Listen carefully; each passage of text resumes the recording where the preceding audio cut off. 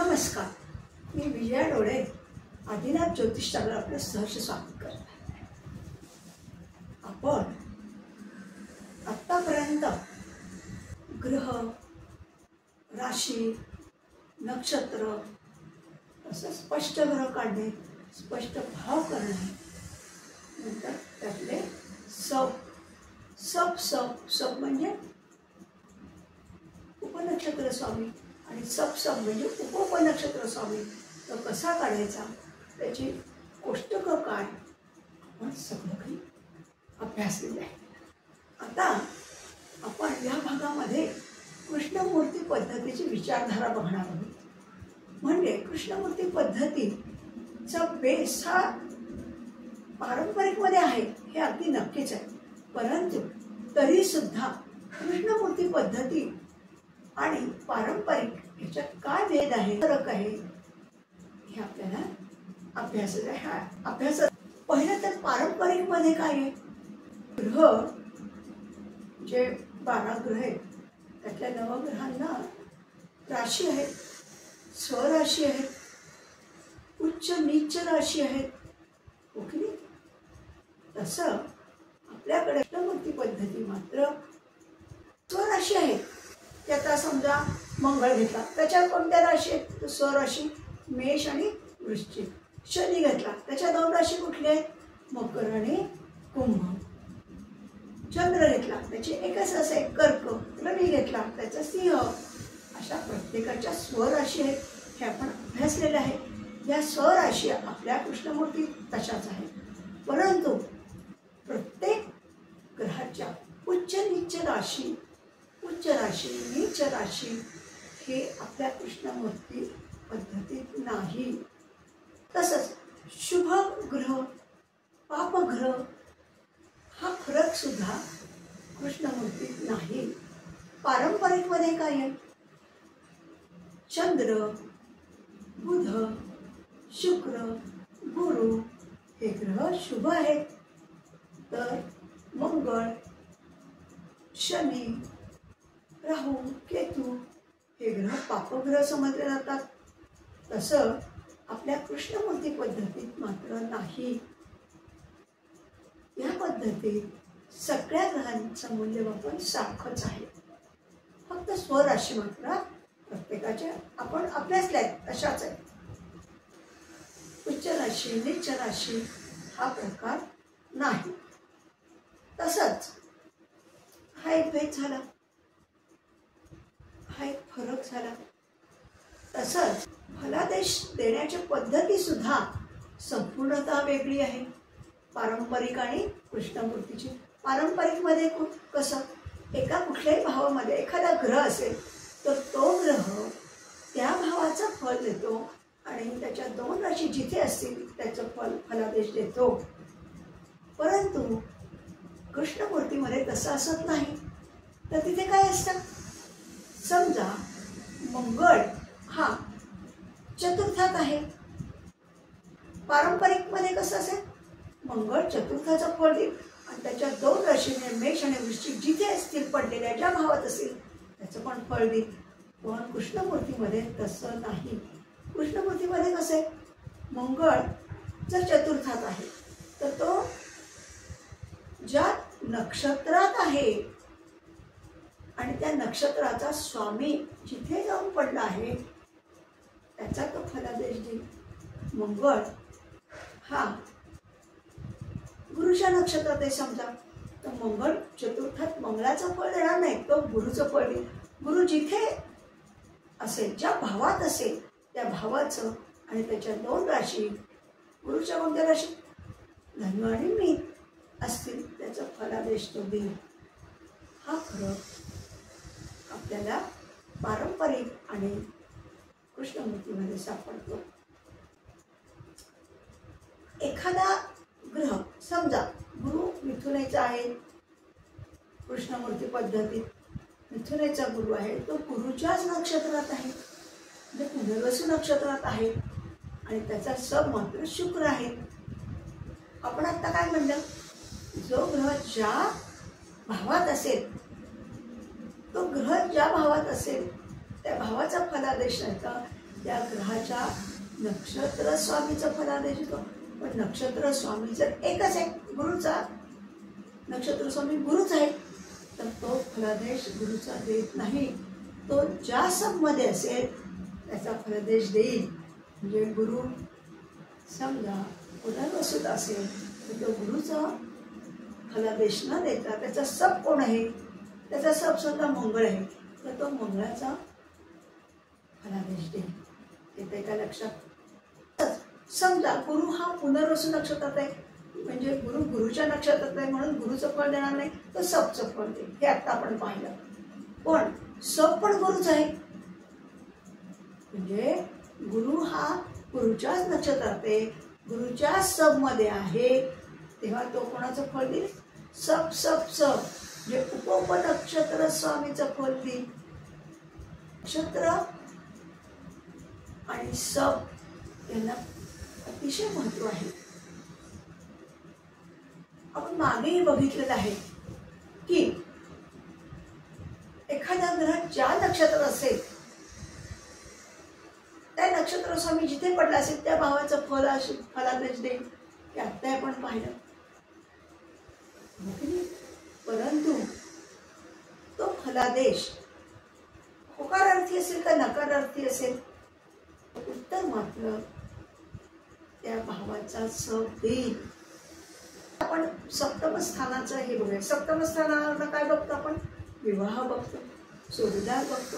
समजा सप्तम स्थानाचा शुक्र आहे. मग शुक्र हा शुक्राच्याच नक्षत्रात आहे, पूर्वा नक्षत्रात आहे म्हणा, त्याचा सबही शुक्रच आहे. तर त्याचा उपनक्षत्र स्वामी जर मंगळ आहे की कुठलाही ग्रह असेल त्याचा तो फलादेश देईल. झालं का क्लिअर तुम्हाला? तसंच गुरु हा गुरुच्या नक्षत्रात आहे, तो त्याचा सबचा फलादेश देतो आहे. समजा शुक्र आहे, सबचा फलादेश देतोय. सब हा काय झाला, त्याच्या नक्षत्राप्रमाणे फळ देतोय. ओके, म्हणजे गुरु हा नक्षत्र स्वामी असून शुक्र हा नक्षत्र स्वामी असं धरावं लागेल आणि मग फलादेश आपल्याला बघावं लागेल. म्हणजे कुठलाही ग्रह हा नक्षत्र ज्या नक्षत्रात असेल त्याचे स्वामी, त्या नक्षत्र स्वामी जिथे पडला असेल आणि त्याच्या दोन राशी जिथे असतील त्याचा फलादेश देईल. परंतु तो फलादेश पॉझिटिव्ह असेल का निगेटिव्ह असेल, त्याचं त्या संदर्भात पॉझिटिव्ह असेल का निगेटिव्ह असेल, तर त्याचं उत्तर मात्र सब देईल, उपनक्षत्र स्वामी देईल. त्याचा सब कोण आहे? त्या भावाचा, सप्तम भावाचा सब कोण आहे? कोणत्या कोणत्या भावांचा कार्यश होतो त्यावर फलादेश अवलंबून असेल. होकारार्थी असेल का नकारार्थी असेल. आता ही गोष्ट आपण मी कुंडली मांडते आणि त्याच्यात आणखी समजावून सांगायचा प्रयत्न करतो. हेच सांगणार आहे पण त्याच्यावर नाही तसा. पारंपरिक आणि कृष्णमूर्ती.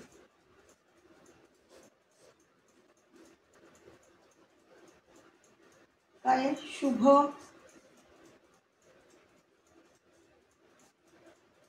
व पाप ग्रह असतात.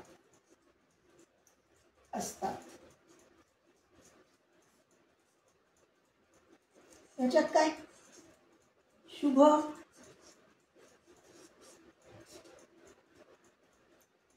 वा पापग्रह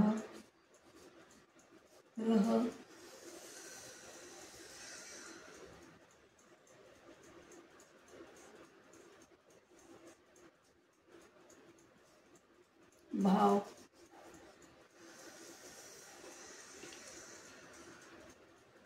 असत नाही.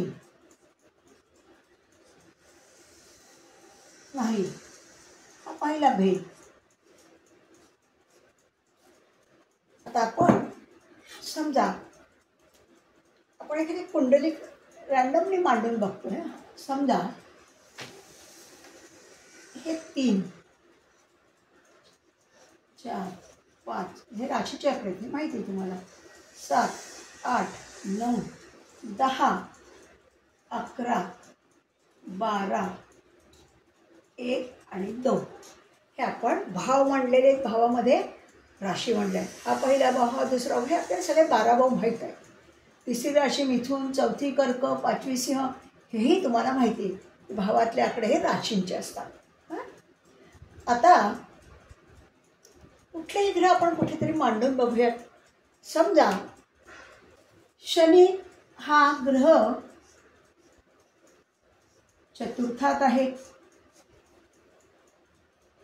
शनीच्या 2 राशी कुठे? इथे आणि इथे. पारंपरिकमध्ये कसा फलादेश देतात? शनी कसा फलादेश देईल? चतुर्थ भाव, अष्टम भाव आणि नवम भाव याचा फलादेश देईल पारंपरिक प्रमाणे. कसा देईल? शनी हा चतुर्थ, अष्टम, नवमचा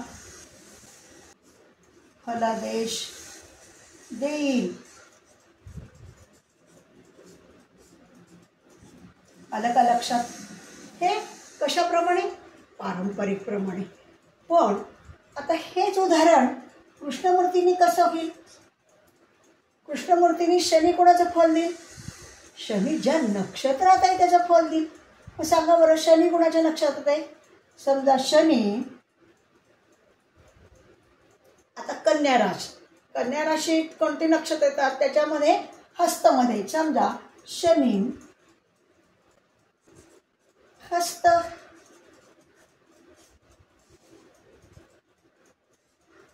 या चंद्राच्या नक्षत्रात आहे.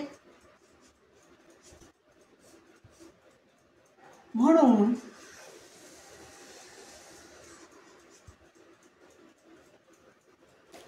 शनी कोणाचं फळ देईल? आता इथे ग्रह मांडून घ्या. समजा इथे चंद्र, इथे बुध, आपण मांडून घेऊ काही पण. गुरु, शुक्र, राहू, इथे केतू म्हणूया. राहूच्या समोर केतू असतो. नंतर रवी, रवी इथे आला बघा, असं धरा. रवी, चंद्र, मंगळ कुठे लिहूयात आपण? मंगळ इथे धरूयात. असे रँडमली आपण मांडून घेतले. रवी, चंद्र, मंगळ, बुध, गुरु, शुक्र, शनी, राहू, केतू. आता कसं होईल सांगा बरं? शनी कृष्णमूर्तीप्रमाणे शनी कोणाचा फलादेश देईल? कारण शनी कोणाच्या याच्यात आहे? हस्त नक्षत्रात आहे. हस्त नक्षत्र कोणाचं आहे? चंद्राचं आहे. मग चंद्र कुठे जाऊन बसला आहे? तो षष्ठात आहे. चंद्राची रास कोणती? एकच रास आहे. ती कुठे पडली आहे? धनस्थान. म्हणजे शनी हा कोणाचं फळ देईल? आधी कुठल्या याच्यात आहे? 6, 6वा भाव आणि धनभाव याचा फलादेश देईल. प्रथम फलादेश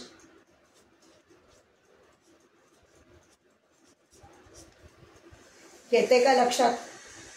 मी काय ही रँडमली पत्रिका एक मांडून घेतली. ग्रहसुद्धा रँडमलीच मांडले. फक्त आपण पारंपरिक आणि कृष्णमूर्तीमध्ये काय फरक आहे, फलादेश किंवा कसं काय देतो हे बघण्यासाठी मी हे मांडलेले. तुम्हाला कृष्णमूर्ती पद्धती कशी अभ्यासावी लागेल किंवा त्यातला फरक काय हे कळण्यासाठी आपण बघतो. ही रँडमली मिथुन लग्नाची पत्रिका मांडून आपण सगळ्या राशी 12 भावात मांडून घेतल्या. ग्रहसुद्धा रँडमलीच मांडले. हा इथे, हा इथे, असा. मग आता पारंपरिकमध्ये कसं आपण बघितलं, शुभ आणि पापग्रह धरलेले आहेत. शुभ ग्रह कुठले? चंद्र, गुरु, शुक्र, बुध. परंतु पापग्रह कुठले? शनी, मंगळ, राहू, केतू. हे पापग्रह आहेत. हर्षल, नेपच्यून हे सगळे पापग्रह आहेत. असं पारंपरिकमध्ये आहे. पण आपल्या कृष्णमूर्तीमध्ये तसं अजिबात नाही. आपल्याकडे सगळे ग्रह सारखेच आहेत. त्याला पापग्रह, शुभग्रह हा कुठलाही प्रकार नाही. किंवा स्पष्ट भाव, भावामध्ये सुद्धा पापभाव, शुभभाव असं काही नाही. पारंपरिकमध्ये काय आहे? 6, 8, 12 हे भाव अशुभ भाव आहे असं धरलं जातं. परंतु कृष्णमूर्तीमध्ये भावसुद्धा अशुभ शुभ असा भेद नाही. हे आपण नवीन ह्याच्यात बघितलं आहे. तसं तर फलादेश देताना काय, जो ग्रह ज्या भावात असेल आणि त्याच्या राशी जिथे पडल्या असतील त्याचा फलादेश देतो. हे पारंपरिकमध्ये आहे. पण आपल्यात तसं आहे का? अजिबात नाही. जो ग्रह जिथे पडला असेल तो त्या भावाचा फलादेश न देता तो ज्या नक्षत्रात असेल, तो नक्षत्र स्वामी जिथे असेल, त्याच्या 2 राशी जिथे असतील त्याचा फलादेश देतो. हा भेद मुख्यतः आहे. पारंपरिकमध्ये नक्षत्र सब ह्याला अतिशय महत्त्व आहे. तो ग्रह त्या नक्षत्रात ज्या नक्षत्रात आहे त्याच्याप्रमाणेच फलादेश देईल आणि सब हा काय करेल, फलादेश कुठल्या प्रकारचा असेल, होकारार्थी असेल का नकारार्थी असेल, पॉझिटिव्ह असेल का निगेटिव्ह असेल, हे सब देईल, उपनक्षत्र स्वामी देईल. ह्या 2 गोष्टी आपण अतिशय महत्त्वाच्या लक्षात ठेवल्या पाहिजेत. तसंच ग्रह वक्री आणि मार्गी पारंपरिकमध्ये काय असतं, वक्री ग्रह, मार्गी ग्रह, वक्री मार्गी असतं. तर कृष्णमूर्तीमध्ये अजिबात नाही, वक्री मार्गी असा प्रकार नाही. हा ग्रह पण मार्गीप्रमाणे धरावा, प्रमाणेच धरावा. आलं का लक्षात? म्हणजे जर वक्री आहे, हे पारंपरिकमध्ये वक्री का मार्गी ग्रह असं बघतात, त्याला महत्त्व आहे. परंतु कृष्णमूर्तीमध्ये वक्री आणि मार्गी याला भेद नाही. वक्री ग्रह हा मार्गीप्रमाणेच धरला जातो. तसंच परंतु आपण कृष्णकुंडलीमध्ये मात्र कृष्णमूर्तीमध्ये वक्री ग्रहाला महत्त्व आहे. एखादा ग्रह वक्री असेल तेव्हा त्याचा फलादेश बदलतो. किंवा ते आपण प्रश्नकुंडली शिकू तेव्हा आपण ते बघणार आहोत. तेव्हा आज आपण बेसिक काय शिकलो, शुभ अशुभ कृष्णमूर्तीमध्ये काही नाही, शुभ पापग्रह असं काही नाही. फलादेश देताना त्या ग्रहाच्या नक्षत्र स्वामीवर, नक्षत्र कोणतं आहे, तो स्वामी कुठं आहे, त्याच्या 2 राशी कुठे पडल्या आहेत त्याच्यावर अवलंबून असतो. आणि कुठला फलादेश देणार हे नक्षत्रावर ठरलं असलं तरी तो फलादेश होकारार्थी का नकारार्थी, पॉझिटिव्ह का निगेटिव्ह, हे मात्र त्याचा सब सांगतो, म्हणजे उपनक्षत्र स्वामी सांगतो. येते का लक्षात? हे आपण आज विशेषतः कृष्णमूर्तीमध्ये आणि पारंपरिकमधला भेद आपण बघितलेला आहे. आता आपण कृष्णमूर्ती पद्धतीने जे काय वैशिष्ट्य आहेत हे बघितलं. आता पेपरमधनं आणखीन तुम्ही समजून घ्या. कृष्णमूर्ती विचारधारा, पारंपरिक पद्धतीमध्ये शुभ ग्रह अशुभ भाव असा विचार असतो. उदाहरणार्थ 6, 8, 12 ही स्थाने अशुभ मानली जातात. पण कृष्णमूर्ती पद्धतीमध्ये शुभ व अशुभ ग्रह किंवा भाव नसतात. प्रत्येक ग्रह हा घटनेनुसार शुभ व अशुभ फले देतो. परंतु कृष्णमूर्ती पद्धतीमध्ये 6, 8, 12 भावातील ग्रह हे ज्या नक्षत्रात असतील त्यांचे फल देतात. त्यामुळे त्या भावातील ग्रह अशुभ फले देतीलच असे नाही, तर चांगली फले पण देतात. तसेच ग्रहाच्या स्वराशी आहेत, पण उच्च नीच राशी मित्र गृही यावर फलादेश अवलंबून नाही. शुभ ग्रह शुभ फले व अशुभ ग्रह अशुभ फले देतात असे कृष्णमूर्ती पद्धतीत नाही. म्हणजे ग्रहाच्या कारकत्वास फार महत्त्व नसते. ही पद्धती पूर्णतः नक्षत्रावर अवलंबून आहे. नक्षत्रांची विषुवत्तरी दशेच्या प्रमाणात 9 भागात विभागणी केलेली आहे. त्या प्रत्येक उपनक्षत्र विभागाच्या स्वामीस सब लॉर्ड किंवा सब असे म्हणतात. ह्या पद्धतीत ग्रह स्थान, अधिपत्य व कारकत्व याला महत्त्व दिलेले नाही, तर उपनक्षत्र स्वामी, नक्षत्र स्वामी तसेच राहू व केतू ह्या छायाग्रहांना महत्त्व आहे. कोणताही ग्रह संबंधित भावाशी संबंधित असेल तर तो त्या भावाचे फल देतो. पत्रिकेतील ग्रहाची स्थिती व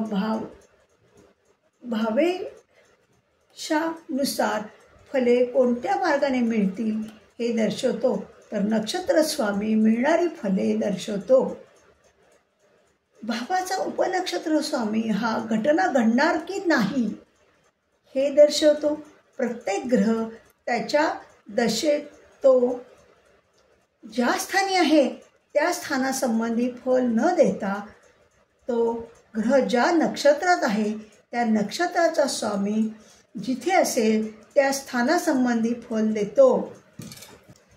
कृष्णमूर्ती पद्धतीत नक्षत्र स्वामी हा संबंधित स्थानाची फले दर्शवतो व ती शुभ किंवा अशुभ हे ग्रहाचा सब ठरवतो. एखादा ग्रह त्याच्या दशा अंतर्दशेत चांगली अथवा वाईट फले देणार. दशास्वामी आणि अंतर्दशास्वामी कोणत्या ग्रहाच्या सबमध्ये आहे त्यावर अवलंबून आहे. ह्या पद्धतीत सबला खूप महत्त्व आहे. जर एका नक्षत्रात 2 ग्रह असतील व त्याचे उपनक्षत्र स्वामी वेगवेगळे असतील तर त्या दोन्ही वेगवेगळ्या स्वरूपाची फले देतील. ते फले देताना सापडतील. आपण आता कृष्णमूर्ती पद्धतीमध्ये नक्षत्राला आणि सबला अनन्यसाधारण महत्त्व आहे हे अभ्यासलं. एखादा ग्रह एखाद्या ज्या नक्षत्रात आहे त्याचे फलादेश देतो हे आपण बघितलं. पण ते फलादेश कसे असतील, पॉझिटिव्ह असतील का निगेटिव्ह असतील हे सब ठरवतो. सब कोणाचा सब ठरवतो तर भावांचे सब ठरवतात. आपले 1 ते 12 भाव आपण बघितलेले. प्रत्येक भाव त्याचा सब कसा काढायचा, सब कसा काढायचा हे आपण बघितले. त्यानुसार समजा आपल्याला एखाद्या भावाचा विचार करायचा आहे तर आपल्याला ते माहीत पाहिजे की कुठल्या भावावरनं कुठल्या घटना बघू शकतो आपण. विवाहाची घटना असेल तर आपण कुठल्या याच्यावरनं बघणार, सप्तम भावावरनं. मुलं असेल, संतती संबंधित असेल तर कुठला भाव बघणार, पंचम भाव बघणार. स्वभाव संदर्भात असेल तर कुठला भाव बघणार, पहिला भाव बघणार. हे आपण सगळं बघितलेलं आहे. तर आता एक मी तुम्हाला बोर्डवर दाखवते की ते कसं सांगता येईल, कुठल्या भाव हा कसा बदलतो, भावाचा सब हा कसा निर्णय बदलतो, कसा होकारार्थी नकारार्थी देतो हे मी तुम्हाला आता समजावून सांगते बोर्डवरनं. आता ही आपली रँडमली आपली जी कुंडली काढली तशीच काढली. पहिलं मिथुन लग्न, मग कर्क रास, हे अशा सगळे 12 भावात 12 राशी आपण भरून घेतल्या. आता आपण भाव शिकलेलो आहोत. पहिला भाव ते 12 भाव आपण शिकलेलो आहोत, हो की नाही. भावाचे रँडमली आपण कुठल्याही भावाचा कुठलाही सब काढलेला आहे की हे तुम्हाला समजावून सांगण्यासाठी घेते. आता भाव समजा 7 भाव पण लिहिले आपण, 1 2 3 4 5 6 7. त्याचे सब पण आपण असेच लिहिले, शुक्र, रवी, चंद्र, मंगळ, गुरु, राहू, शुक्र असे लिहिलेले. आता हे मी तुम्हाला उदाहरण समजावून सांगते. आता समजा तुम्हाला विवाहाच्या संदर्भात प्रश्न बघायचा आहे, घटना तुमची विवाहाची आहे, तर तुम्ही काय करणार, कोणत्या भावावरनं, जेव्हा कुठली घटना आहे हे भावाचा सब तुम्हाला सांगेल की घटना घडेल का नाही. मग आता सप्तम भाव बघणार आपण विवाह संदर्भात. सप्तम भाव हा आहे बघा. या सप्तम भावाचा सब कोण आहे हे बघणार आपण. तो सब आहे शुक्र आहे. मग हा सब कुठे आहे ते बघणार. शुक्र कुठे पडलाय, लाभस्थानात पडलाय. लाभस्थान हे विवाहासाठी पोषक आहे. विवाहाला जे पोषक स्थानं आहेत ते आपण पुढे सगळे पोषक किंवा त्याला जे मारक ग्रह, मारक स्थानं हे सगळं आपण पुढे शिकणारच आहोत. पण आता फक्त हा एकादशीसाठी मी तुम्हाला समजावून सांगते. तर मग समजा हा याच्यात बुध पडलाय, तर बुध काय करणार, सप्तम भावात बुध आहे, तो त्याच्या रंगरूप दाखवेल जोडीदाराचं कसा असेल जोडीदार.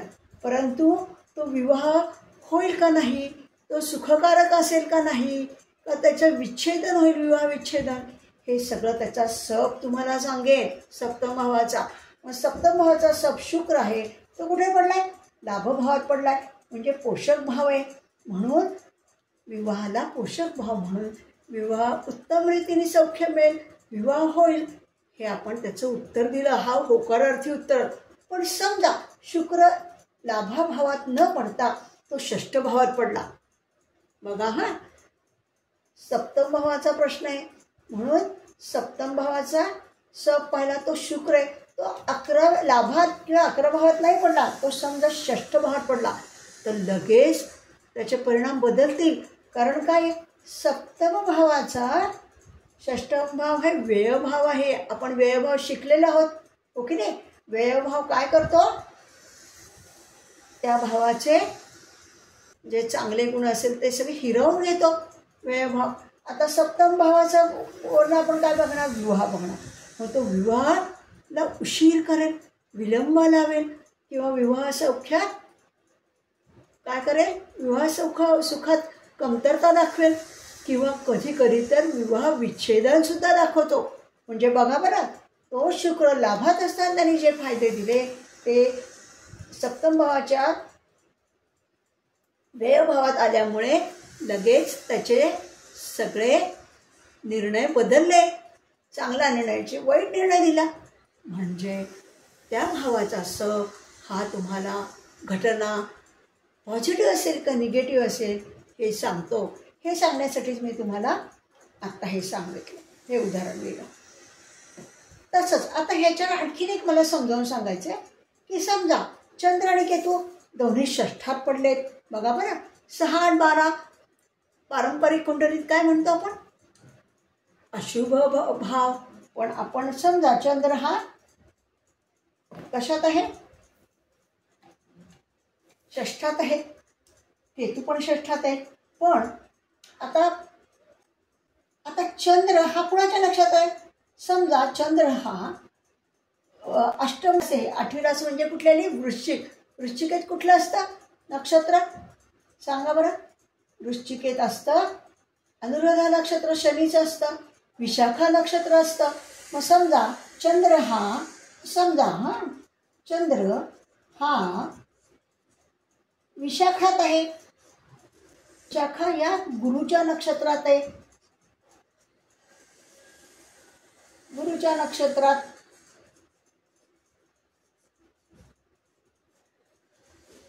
आणि केतू हा अनुराधा नक्षत्रात आहे. बघा नक्षत्र बदलली, अनुराधा या शनीच्या नक्षत्रात. अनुराधा कुणाचं नक्षत्र आहे, शनीच्या नक्षत्रात आहे.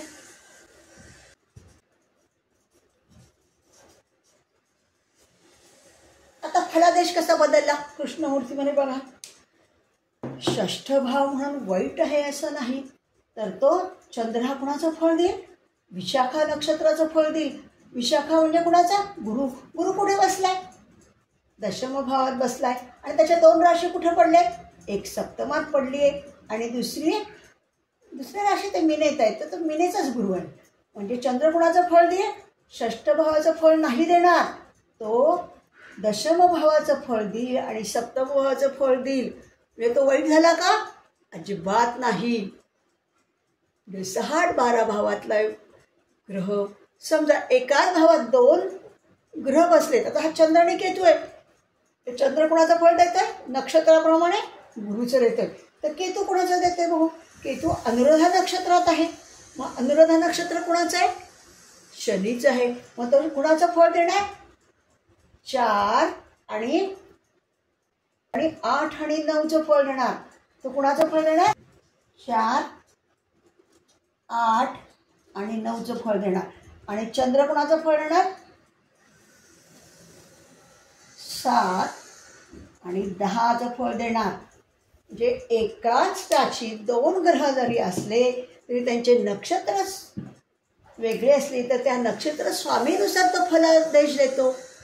आलं का लक्षात? हे 2 एकत्र आलेत ना, चंद्र आणि केतू. मग चंद्र ज्या नक्षत्रात आहे त्याचं फळ देईल. तो काय षष्ठ भावाचा म्हणून षष्ठ भावातला ग्रह वाईट झाला का? बिलकुल नाही. 6, 8, 12चे ग्रह वाईटच असतात असं आपल्या याच्यात नसतं. म्हणून चंद्र हा गुरुचं फळ देतो, म्हणजे सप्तम भाव आणि दशम भावाचं फळ देतो. हां, तसंच केतू हा कोणाच्या एकाच राशीत आहेत बघा, ते एकाच स्थानात आहे, एकाच राशीत आहेत, पण फलादेश मात्र वेगळा दिला. केतू कोणाच्या नक्षत्रात आहे? शनीच्या अनुराधा नक्षत्रात आहे. मग शनी कुठे पडलाय?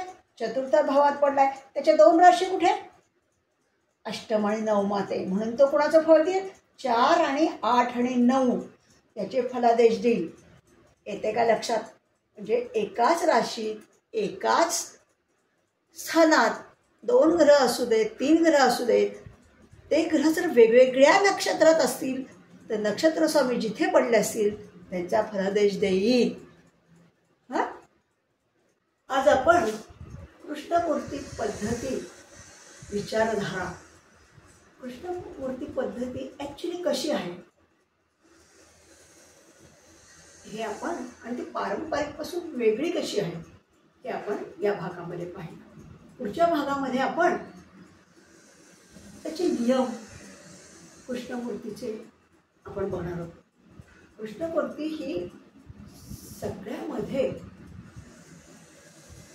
फलादेश देण्यासाठी सूक्ष्मतम फलादेश देणारी एकमेव पद्धती धरल्या जाते. म्हणजे आपण कुठल्याही घटनेच्या जवळपास जाऊन पोचतो. अगदी आठवड्याभराच्या 3-4 दिवसाचा पिरियड आपण देऊ शकतो की ह्या दिवसात घटना घडेल. त्यामुळे त्याचे नियम पण तसेच आहेत.